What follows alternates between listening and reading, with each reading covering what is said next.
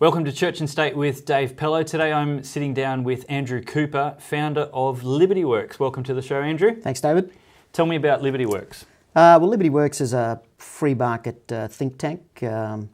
It's a do tank. It's a do tank. We do a bit of thinking, then we do a bit of doing. It's a not-for-profit organisation. It's really a passion project of mine, but it's really gaining some traction. And basically what we try to do is we try to espouse the values of and the morality of small government versus big government, free speech versus restricted speech, freedom of choice versus having choices chosen for you.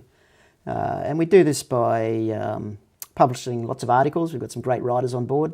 Yep. And we conduct events around the country.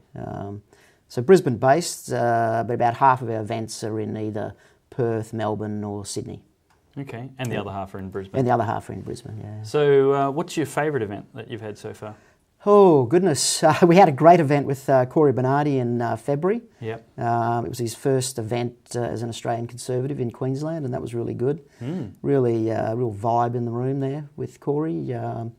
We had a Politics in the Pub event prior to Christmas with David Lionhelm and Andrew Lemming from the Liberal Party and Malcolm Roberts from One Nation. Okay. And that was pretty interesting. That was a real rollicking sort of event too, and lots of different views and a lot of crowd involvement. So I really like the events where there's not just a stick figure talking and everyone listening, but I like that engagement, and those sort of events have really been good that way. Lemming, Lionhelm and Roberts would have all been very comfortable being themselves. They were, yeah, and they each had their supporters in the room that were egging them on, and throwing a bit of proverbial egg at the others. So it was good. It was all good natured and it was all good fun. Yep. Yeah, so those sort of events are best, Very in cool. my opinion. So what are you trying to achieve in Australia? What kind of culture change would you think would be an outcome, a desired outcome of LibertyWorks? Interesting question. I guess probably like a lot of our supporters, and I think just a lot of people in general, we tend to think that government's got too involved in our lives, too involved in our... I can't disagree. Yeah, too involved in our financial lives, and too involved in our personal lives. And I was just talking before about, the nanny state. I mean, this the IPA have, estimated there's about 6,000 pages of regulations passed through federal parliament, forgetting about all the other layers of government, but just through federal parliament. And we believe that every time you regulate, you take away somebody's freedom. And that's why we all feel a little bit restricted.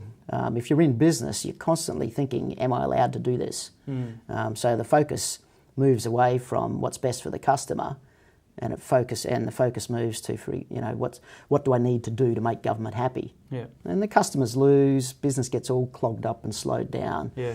This costs money, prices rise because you've got to absorb that cost. In our personal lives, many people don't even remember this, but the days when you used to just be able to wander down to your garage, jump on your bike and go for a bike ride without having to think about copping a $300 fine now in Brisbane.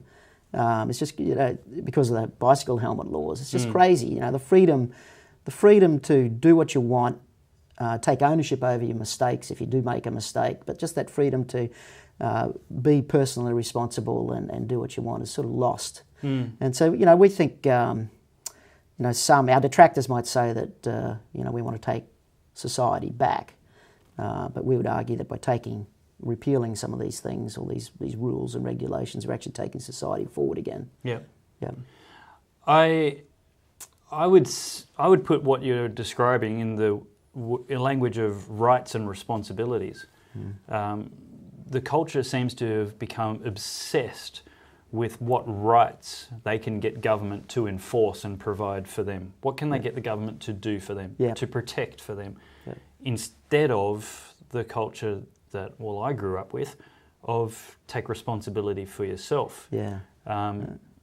Be responsible for yourself. Be responsible for your own income and health and civil, neighbourliness in getting along with other people. You don't hurt somebody else. You don't touch somebody else's property, and you just ask them to do the same to you. Yeah. And that's it. Yeah, and I think I'd agree, and I think the thing, government tends to treat people like babies because they look at, they look at a strata of society that may struggle, So they craft the rules to treat everyone like they're helpless or hopeless or like babies or like children. Yeah. But the trouble is you treat people like children, they start to act like children. Yeah.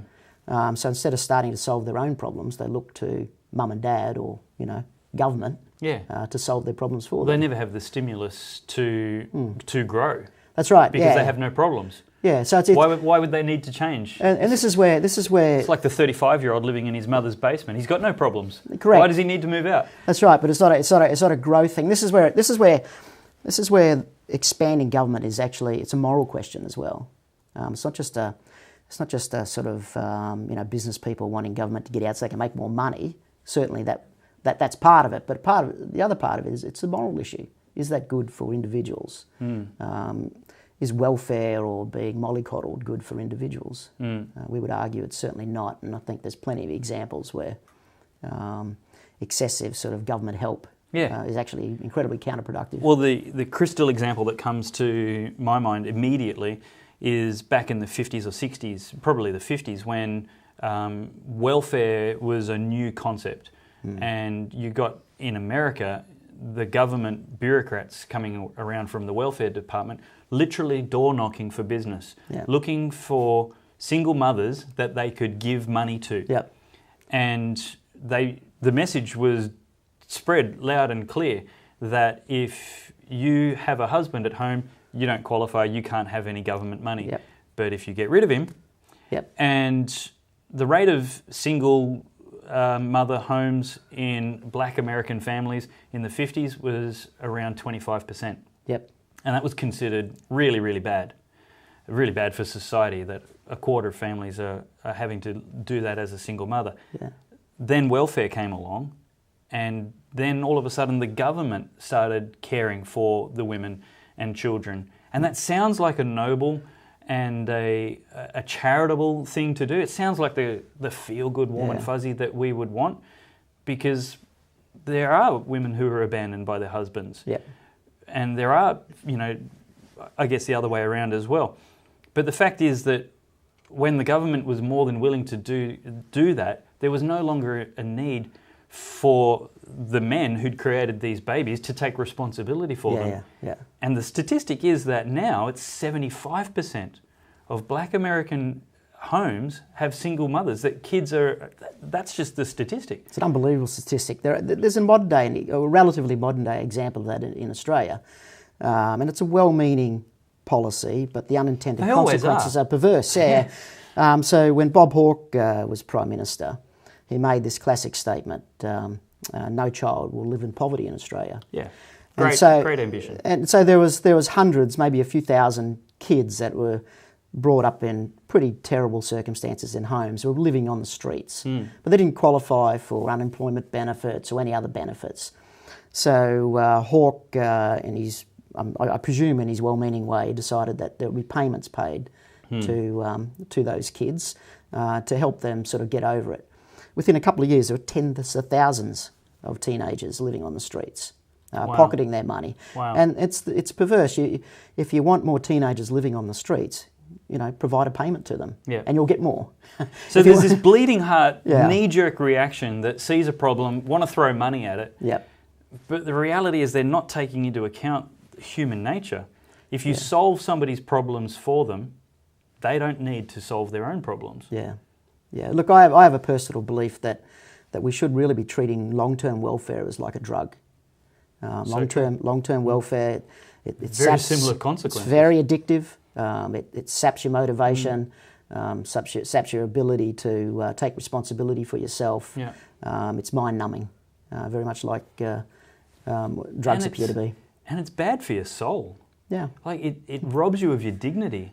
Yeah. It robs you of your there's dignity in work. There's dignity in being productive and achieving things and contributing to somebody else's happiness. Yeah. Whether it's whatever kind of work you can find, to be gainfully employed is good for your mental, emotional health. To finish the hard day's work and achieve something gives you a sense of achievement. So, LibertyWorks is trying to get that story out again. We think it's sort of been lost, and it's very difficult. I mean, the media and modern day media and most of the political class are sort of welded to to the ever-growing nature of the state, and finding more downtrodden and niches of sort of second-class citizens to look after. And the fact is that most of us are getting used to it. If the statistics are to be believed, and I've got no reason to believe that they're not, but the IPA says that over half of the Australian population now receives more in government benefits than they actually pay in through taxation. So we're at the stage now where we're at a tipping point where over half the population is living off the minority of the population. And if you ask that half the population, do you want to give money back, or do you think that's fair? Well, they'll say yes, it is fair, and you know what, we need more. What should we talk about when we come back after the break? What's one of the key policy areas? Well, why don't you choose a topic that's okay, relevant? Well, I love economics. If you ever ask me what I want to talk about, that'll be one of my top favourite things. Economics. All right, we'll come back after the break and we'll talk about how a libertarian will see economic policy in Australia helping us move forward. All right, what an absolute blast the last 5 days has been, giving me the opportunity to connect with my son. It's been an absolutely awesome time away. I wish I'd done this a year ago, 2 years ago even. We climbed a big mountain yesterday and we went diving off the reef, off the Barrier Reef, which was a fantastic day and probably the highlight of my trip. The adventures that we did together we would never do in any other context. Well, the adventures really brought us together because we had to work together a lot. I've been able to tackle my dad out the raft. I like rafting. Rafting is good. As a father of 3 young boys, I was really at a loss of what I did to teach my boys to become a man. It's a lost art with the father-son initiation. Out of all the experiences, all of which I have never done before, my favourite one was getting to know my dad better as a person.